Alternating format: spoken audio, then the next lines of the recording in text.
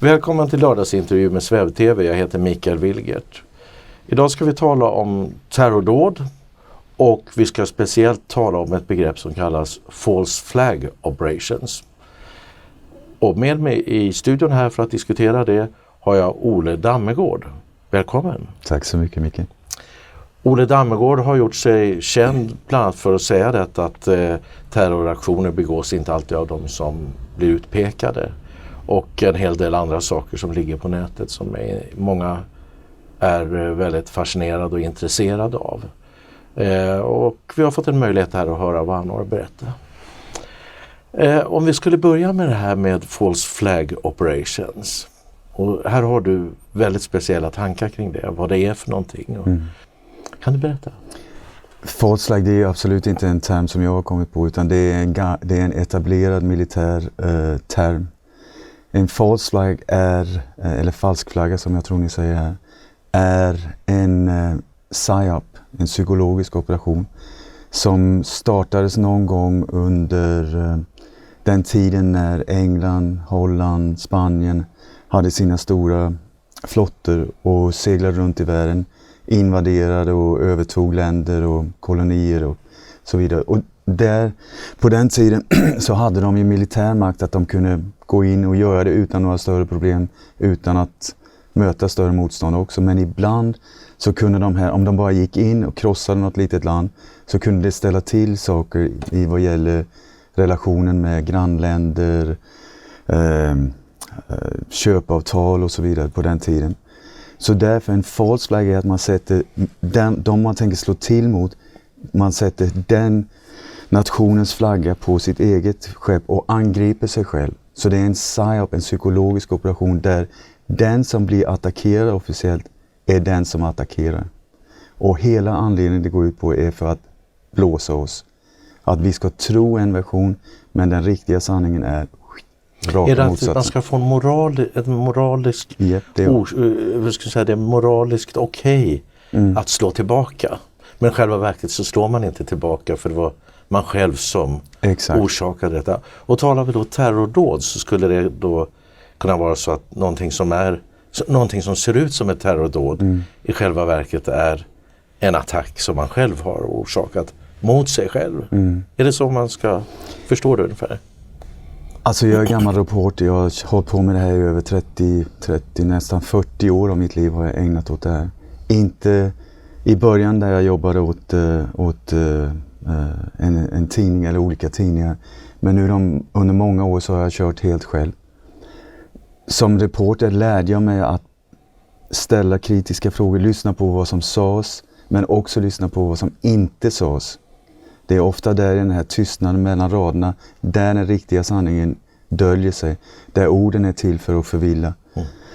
Så varje gång det händer någonting så gäller det att vara fullständigt kritisk. Jag försöker alltid ta mig till platsen där det har hänt. Jag har varit på, jag vet inte hur många ställen på eget bevåg. Så gott som alla så kallade terrordåd i Europa. Jag har varit där. Jag har varit i USA där en del av de här masskjutningarna har hänt. Jag har varit på många av ställena där så kallat stora politiska mord har inträffat. För att på eget bevåg och egen hand se vad var det egentligen som hände. För det enda som intresserar mig, det är inte att bevisa någonting eller påstå någonting. Det är att ta reda på vad hände, vem gjorde det, varför utfördes det och vad håller de på med nu. För vi pratar om brottslingar när sådana här utdåd utförs. Så om det är en muslimsk så kallad terrorist, eller om det är en svensk, dansk, blå, grön, hindu, muslim, kristen, för mig spelar ingen roll. Jag letar brottslingar därför att jag står inte ut med att vanligt folk råkar illa ut. Är det som i grunden är din drivkraft? Det händer en hel massa saker i världen som har en väldigt tydlig tendens att försöka trycka upp oss i ett hörn där vi blir mer och mer kontrollerade, mer och mer övervakade, mer och mer beskyddade. Det är hela tiden för vårt eget säkerhetsskull som alla de här grejerna sätts in. Det är aldrig de för deras skull, de gör det för våran skull. Så jag försöker ta mig till platsen där det har hänt. Jag försöker göra som en kriminalteknisk undersökning av vad är det för bevismaterial, avstånd, vinklar, vad lämnades kvar, bildmaterial, förhöra vittnen, leta efter gravar om det har varit offer, kolla deras, var finns det dödsintyg, födelseintyg, vilka skolor gick de i, prata med grannarna. Det som är jobbet för en vanlig kriminalreporter. Nu är det bara så att det är väldigt få sådana reportrar som gör det, vilket är förvånande. Och det har varit väldigt skrämmande för mig att se den kåren som jag var stolt över tillhöra tidigare, just nu verkar spendera mer tid på att ta reda på vad någon filmstjärna äter till frukost eller vad de har för färg på strumporna eller någon fotbollsskada, än att göra det som ett kritiskt arbete. För det är det som pressen har. Alltså jag tycker att journalister har en väldigt, väldigt viktig roll att fylla. Och den är att hålla makten i schack. Att bara säga grabbar, det är mest män. Vi ser vad ni håller på med. Håller de på att smussla, håller de på att manipulera för snilla pengar, stjäla från oss, vad som helst. Då ska reportrarna vara där och säga det här är inte okej med oss. Men vad har de tagit vägen? Jag träffade en journalist för inte så länge sedan, en engelsk journalist. Han har jobbat som journalist 40 år. Han har jobbat på CNN, BBC, han jobbade på, jag kommer inte ihåg vad tidningen hette, i Hongkong när Snowden, han var där när Snowden gav. Och han var en av grundarna av Al Jazeera. Han satt och nästan grät. När han ser sig omkring, han säger, det finns inte längre.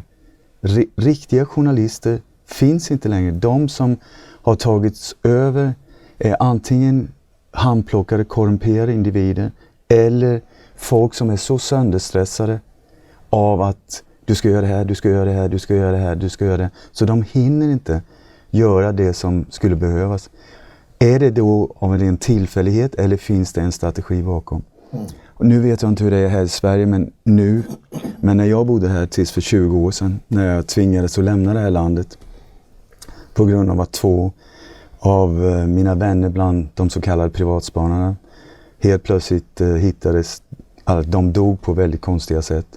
Och poliskommissarie Gösta Söderström, som var första polis på plats när Palme mördades, det är han som har betecknat de här 2 dödsfallen som mord, inte jag. Men i alla fall... Så de sakerna, de fick du lämna, och det är mer än 20 år sedan som du lämnade Sverige. Men du är tillbaka här då på besök. Alltså jag gör allt vad jag kan för att sprida sanning som jag ser det, som jag hittar. Jag gör det internationellt. Jag har gjort mellan 500 och 1000 intervjuer på internationell radio. Jag har föreläst i 13-14 länder nu, tror jag. Jag gör det jag tillhör inte någon organisation, jag är inte avlönad av någon, jag har ingen lön. Det går på donationer, eller jag gör det gratis i vilket fall som helst. Men vad jag än känner att jag behöver göra, så gör jag det. Och jag är här i Sverige nu för att göra en snabb miniturné, 4 timmar sömn per natt, bekostat flygbiljetterna själva. Och här i Sverige, för tittarna kan vi berätta då att du har bland annat talat om John F. Kennedy-mordet och i viss mån kanske Palme-mordet, där du egentligen säger det att den officiella sanningen, den stämmer inte riktigt. Och det är då exempel på så kallade false flag operations eller false flag operationer. Ja, det skulle man kunna säga. Kan du berätta, vad är hur ska man känna igen en false flag operation? En false flag är ju som sagt en psykologisk operation där det gäller, vad det hela går ut på är att försöka lura dig till, för att dig som vanlig individ, som vanlig medborgare, för att få dig att gå med på det makten vill. Så det är makthavarna egentligen som normalt sett du menar skulle stå bakom de här händelserna? Jag vill påstå att de här metoderna som används kommer från de gamla romarna, som under alla århundraden så har det nästan alltid funnits en liten kärna av en så kallad elit som har valt sig själva och sagt att vi är så här mycket bättre än er. Hur kan vi kontrollera er? Vi är bara några få, ni är miljoner. Hur kan vi få er att göra som vi vill? Och enda sättet som de kan styra oss är genom rädsla. De behöver oss rädda för att vi ska gå med på det hela. Så det är speciellt, det är några få olika metoder som de använder och som har använts under alla år. Får jag fråga dig, när det gäller den ökade kontrollen, så en sak som har hänt efter Twin Tower och 911 är ju att bankerna ska ha väldigt mycket information om konton och överföring av pengar och så vidare. Ser du det som ett avsiktligt resultat av det här, så att säga? Är det ett mål som man har velat uppnå? Svaret är 100% ja. Det är del av en agenda. Okay. Vi kanske kan komma tillbaka till hur den agendan skulle kunna se ut då. Innan vi går vidare vill vi påminna om att SvebTV är en partipolitiskt obunden kanal. Vi är endast beroende av våra tittare för ekonomiskt stöd. Notera att vårt nya Swish-nummer är 123 535 8692. Och vi tänker nu på det här begreppet då, false flag. Hur skulle man kunna känna igen det då? Det finns, precis som om man bakar en paj, så finns det ett recept som gör att du behöver samma saker för att kunna åstadkomma det. Du kan göra den i olika versioner, varianter. Det kan man göra med en paj också. Man kan ändra formen, smaken, doften, men det är fortfarande en paj. Så de här ingredienserna som ingår för att den här psykologiska operationen ska funka är att man använder experter till att göra, proffs till att göra själva handlingen.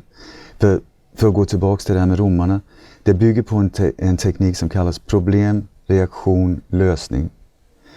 Den går ut på att det hela är för att övertala mig utan att jag fattar vad som har hänt, så att jag accepterar lösningen.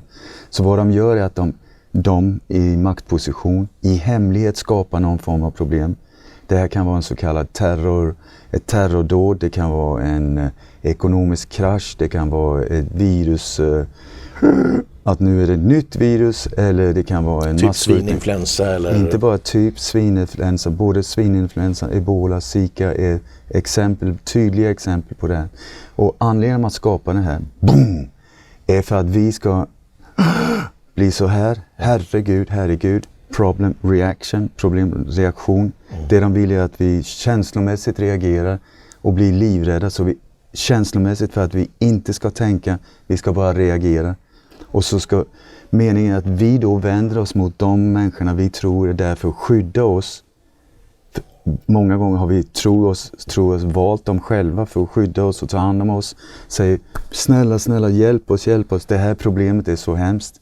Och de då, som i hemlighet har skapat problemet, säger ja, men enda sättet vi kan hjälpa med det här hemska problemet är, boom, lösning. Problem, reaktion, lösning. Och den här lösningen är alltid mer eller mindre samma sak. Vad är den då? Den är mer och mer kontroll, mer och mer att du får ge upp dina mänskliga rättigheter, dina personliga rättigheter, din personliga frihet.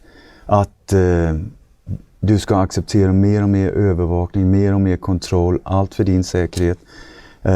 Och ledas in i en mer och mer instängd frihet.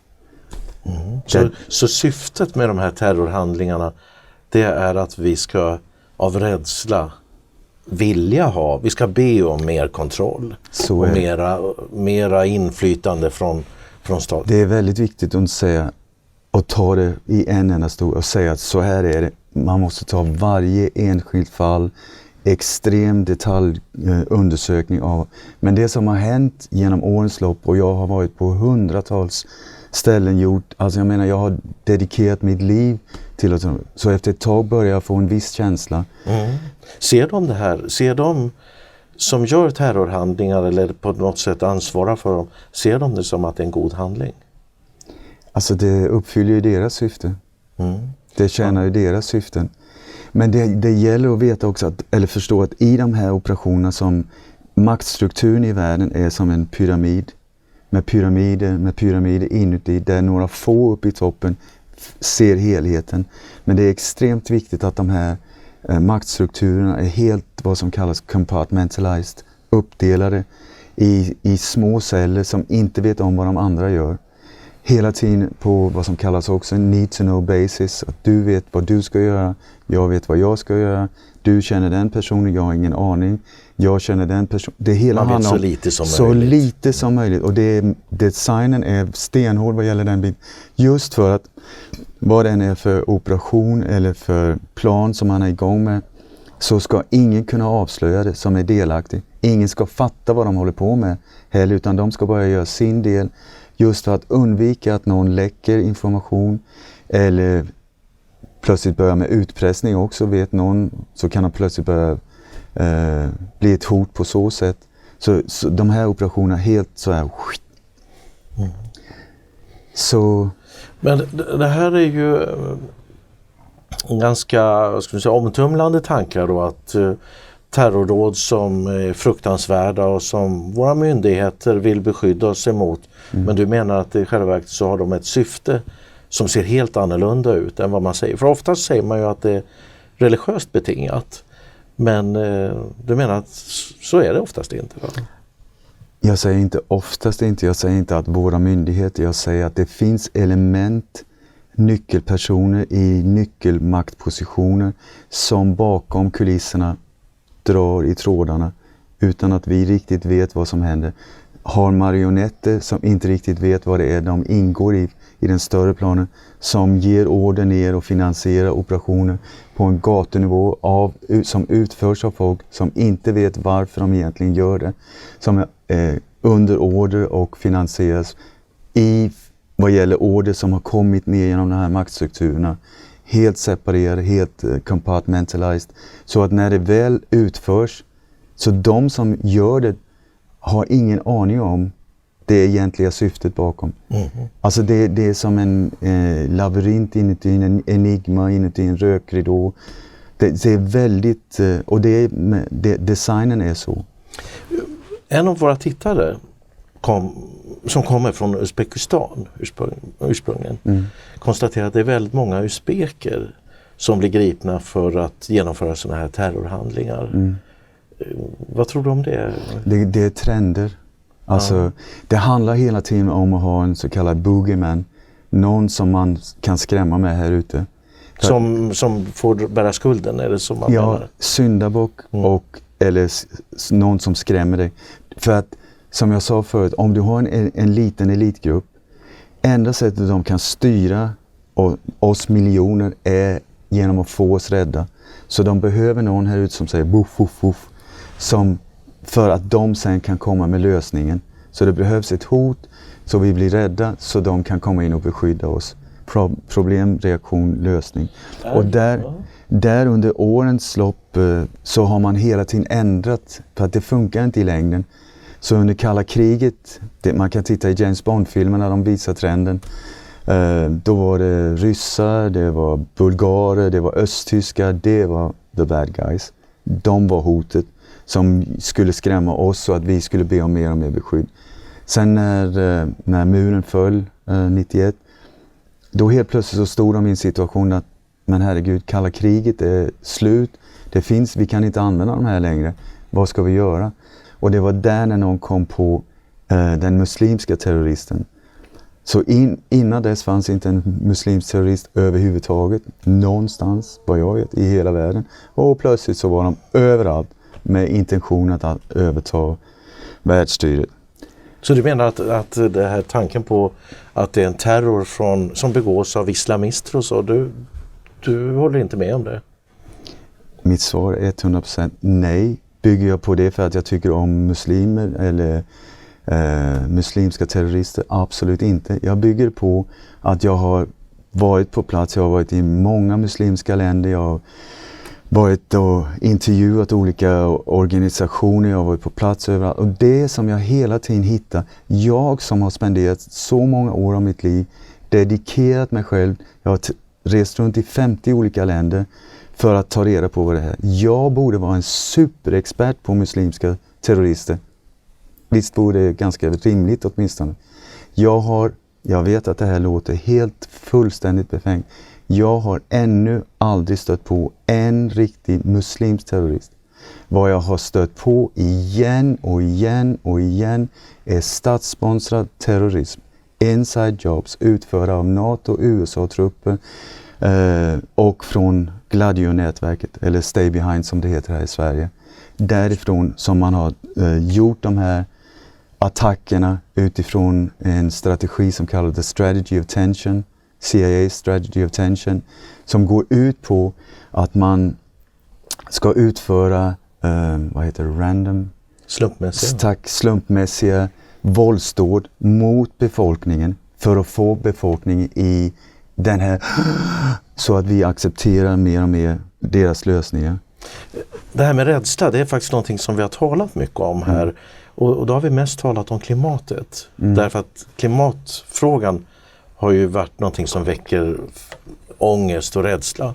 Men skulle du säga att detta att styra genom rädsla, för det är det du beskriver. Det, fullständigt. Är det någonting som är mycket effektivare och lättare att göra än att styra genom att peka ut goda mål som vi jobbar mot? Har du någon känsla för det? Fullständigt. Om jag säger så här, Micke, här har du en glass, var snäll och gå ditåt. Det är det goda. Om jag sätter en pistol mot huvudet mot dig och säger, Micke, gå ditåt. Var är chansen störst att du förflyttar dig i den riktningen? Så det som du säger här då, det är egentligen att styra genom rädsla. Det är någonting som är väldigt fundamentalt. Och klassisk. Det är sedan romartiden till och med. Så. Ja, jag tror det var tidigare också.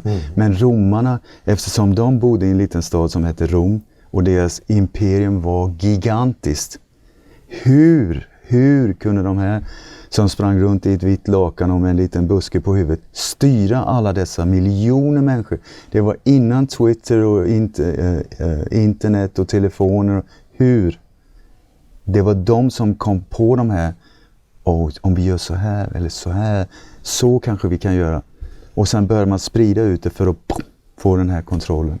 Så de förfinade de här metoderna som sen bara har upprepats igen och igen och igen.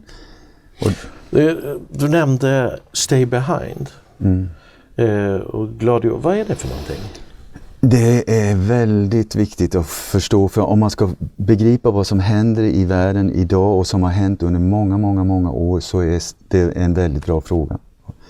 Stay Behind är en organisation som skapades efter andra världskriget. När stormakterna delade upp världen efter andra världskriget i öst och väst, så påbörjades vad som kallades kalla kriget. Det var en väldig rysskräck, som idag, i Sverige, inte i andra länder men här, eftersom man försöker pusha in Sverige i NATO just nu med en väldig kampanj. Så väst var efter ett tag väldigt rädda för att kära Stalin och de här andra grabbarna skulle hitta på några dumheter. Så någon kom på ett, som jag tycker, briljant försvarsstrategi. Att man skapade hundratals små celler i varje NATO-land. Befolkningen skulle inte få veta om det. Det är ett väldigt hemliga handlingar efter. Det var i början på slutet på 40-tal, 50-tal som hela det här byggdes upp. Och hela tanken var hundratals små celler som bestod av 6-8 man, ibland 10. Alla försedda med vapen, ammunition, proviant, bränsle, radioutrustning som grävdes ner. Hundratals celler som inte visste om varandra så att de kunde infiltreras, men som var i kontakt med, som att jag skulle vara i kontakt med dig, du skulle vara i kontakt med Tage. Tage och jag har ingen aning om vilka som finns. Jag skulle vara i kontakt med Helge, du har ingen aning om. Samma system igen. Och om ett NATO-land då blev invaderat, så var hela planen att regering och kungligheter, eller de som bankirer och sådana som oftast inte är så modiga men som gärna räddar sitt eget skinn, över till London, och så från London, mer eller mindre med ett telefonsamtal, skulle kunna aktivera en hel armé som bara kom upp. Det här blev som ett inträdeskrav för NATO, så alla NATO-länderna har Stay Behind-arméer. Men även Sverige menar du? Varje land de har gett sitt eget namn på det, och Stay Behind är Sveriges namn på den här. Den heter Gladio i Danmark, Absalon. Och Stay Behind är ett ganska talande ord därför att Stay Behind, vi drar och vi lämnar de här Stay Behind. Så jag tror till och med att min pappa var väldigt högt upp i skapandet av danska Stay Behind. Jag tycker att det är en briljant försvarsidé. Har det skrivits eller forskats någonting på det här om Stay Behind? Ja. Ja. Så det här är någonting som, om någon säger så här att det här är med påhitt bara, så menar du att det här finns belagt väldigt väl? Nu för tiden när kära Google till och med kan prata med det, säg Stay Behind och du kommer att Okej. I Sverige som officiellt inte är med i NATO, jag skulle vilja påstå att Sverige har varit med i NATO sedan 54, fast inte på pappret, skapades också en Stay Behind-rörelse. Och de som skapade den var William Colby, som senare var director för CIA. Han var här som ambassadör.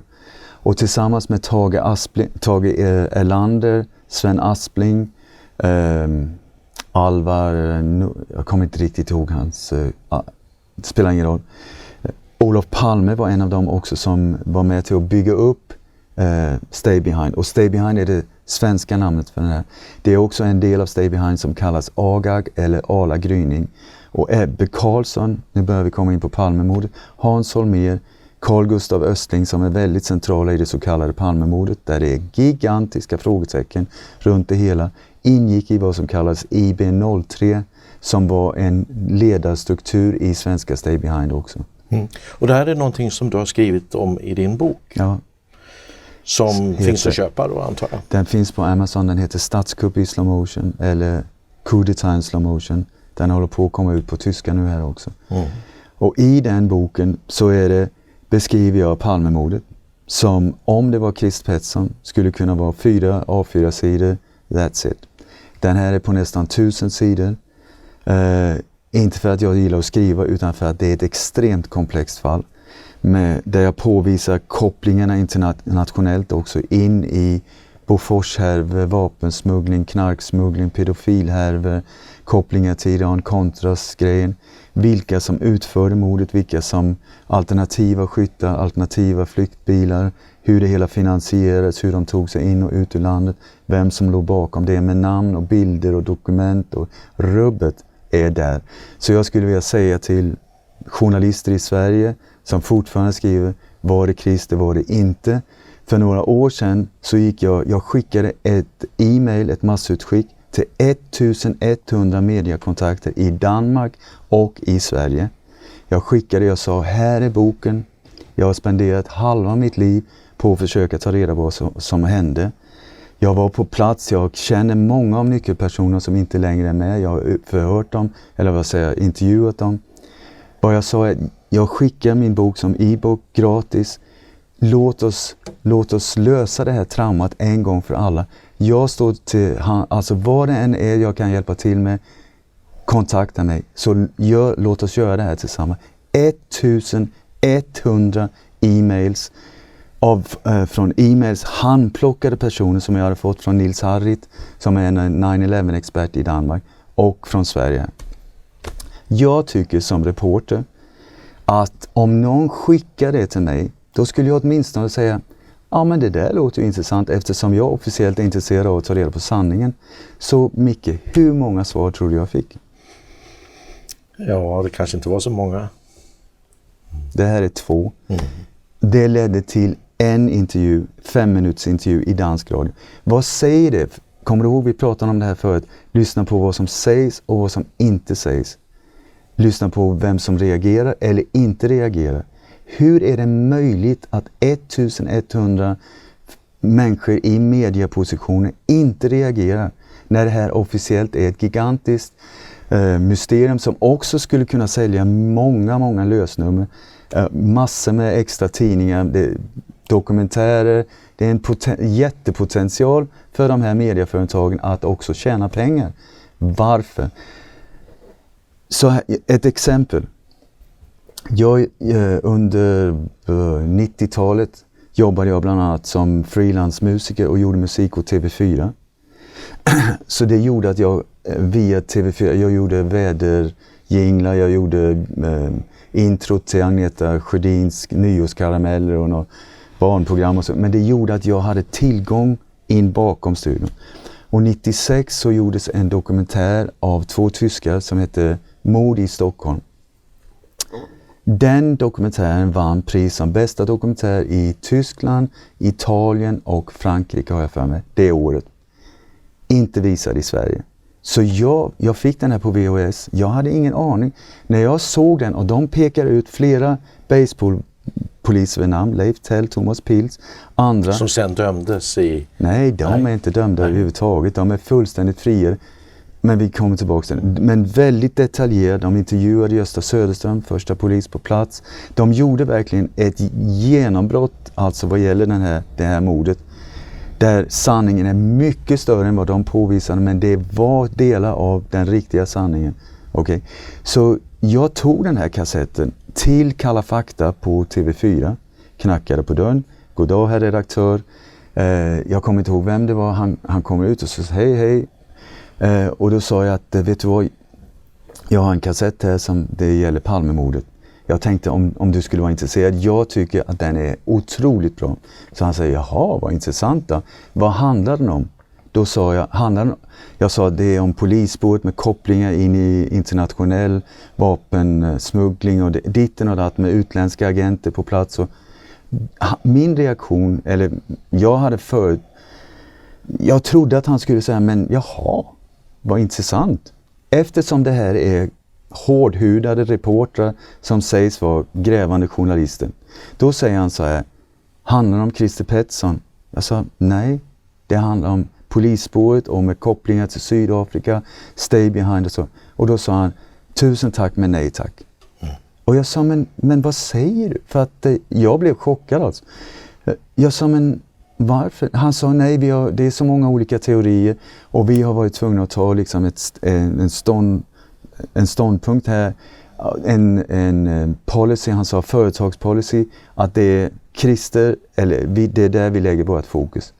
Jag sa, fine, inga problem, jag tycker det är konstigt, men i vilket fall, du som reporter, ta den här, kolla, är det skit, där har du papperskorgen, är det bra, fundera på eventuellt och visa den. Han sa, tack men nej tack. Mm.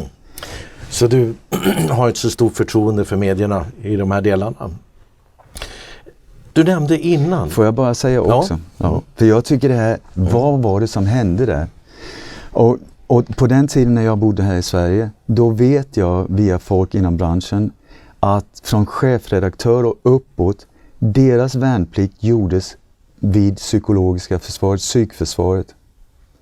De som var anställda i medierna, chefsredaktörer upp. Nu är det farligt igen, de som var anställda i medier, jag pratar om nyckelpositioner, chefsredaktörer och uppåt i nyckelpositioner gjorde sin värnplikt med svenska psykförsvaret. Jag bara tänker så här att när du gör värnplikten, eller då på den tiden när man gjorde värnplikten, då var man kanske bara...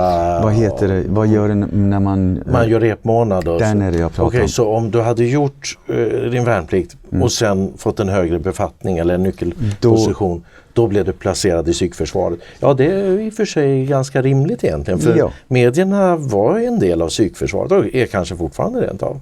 Det är det som, för vad är det för osynlig kontroll som hamnar här? Vad är det för, jag vet också när jag var på TV4 där, jag hade en vän som var grafiker och jag tyckte det var väldigt spännande att lära mig så mycket som möjligt av det här också med grafiken och jag såg några gånger när det var Nyhetsmorgon, de började ju väldigt tidigt, när det var några fåtal gånger sådana här stora händelser, då satte folk med på de här morgonmötena. Folk som, vem var de? Och där var det som jag har hört från folk på TV4 att de som ingen riktigt visste vem de var, mer eller mindre gjorde så här eller inte. Och chefredaktören då, vi väljer den här som huvudnyhet istället. Så det var en styrning av de här diskreta personerna i bakgrunden, det hållet. Det här ska vi tala om, det här ska vi inte tala om och så vidare. När min vän som var med och startade Al Jazeera också, som var en eldsjäl för det. Han tyckte det var fantastiskt. 40 år i branschen. Han älskade det och de körde på så in i bomben. Sen kom det en dag, han sa, det kom 2 personer i kostym, kom in. Han har ingen aning om vilka de var. De gick in, hade ett samtal med chefredaktören. Från det ögonblicket gjorde Al Jazeera så här. En 90-gradig sväng i en helt annan riktning. Han var helt desperat, förtvivlad. Det var den riktning som gällde. Så han sa upp sig och gav sig. Det är den här osynliga styrningen i bakgrunden. Vad skulle du säga, finns det frågor idag i Sverige som man inte vill tala om eller inte bör tala om då i medierna? Vad skulle det kunna vara? Alltså jag har en lista som är... En sak som jag skulle vilja påtala är det kontantlösa samhället. Det är fullständigt livsfarligt. Det är otroligt smidigt. Beep och tut och swish och jag vet inte allt vad det heter. Appar hit, appar dit. Men cash is king därför att det innebär frihet. Det är en personlig frihet. När pengarna är borta som det är nu i Sverige. Det är chockerande för mig att komma tillbaks och se hur det har hänt. Varför är kontanterna viktiga? De är viktiga därför att när det blir digitalt, om ditt liv eller din försörjning eller mat på bordet beror på digitala medel, då är det den som styr, som kan kontrollera den digitala styrningen av det här, som bestämmer över dig om du har möjlighet att köpa den här flaskan vatten eller inte. Så det kontantlösa samhället, det skulle du se som en av de här sakerna som är känsliga att tala om idag? Har du läst om det inför valet? Det är extremt avgörande för det här samhället. Det har inte nämnts överhuvudtaget vad jag vet. En annan fråga. Nej, för att för mig, eftersom inte jag är intresserad av politik, därför att jag har börjat se det mer och mer som ett skådespel för massorna. Jag pratade en gång med, han var tidigare chef för Svenska Tullverket. Och han var en av privatspanarna.